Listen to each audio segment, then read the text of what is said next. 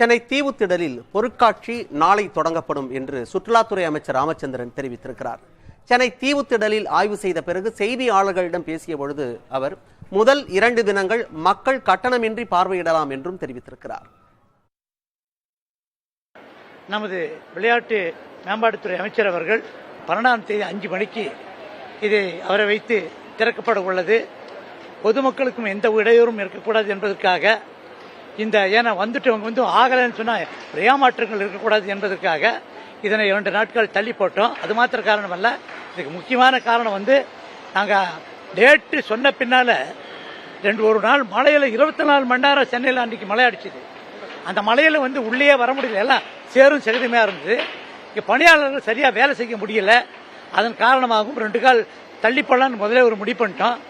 யாருக்குமே 14ஆம் தேதியிலிருந்து மக்களுக்கு இங்கே டிக்கெட் இஷ்யூ பண்ணுறோம். அது வேறு டிக்கெட் இஷ்யூ பண்ணுறது இல்லை, அது வேறு எல்லாம் ஃப்ரீயாக பார்த்துட்டு போகலாம். 12ஆம் தேதி ஓப்பன் பண்ண மேலே வரவங்க யார் வந்தாலும் சரி, அன்றைக்கி டிக்கெட் வாங்குறதுல எல்லாம் ஃப்ரீயாக அவுட் போட்டோம்.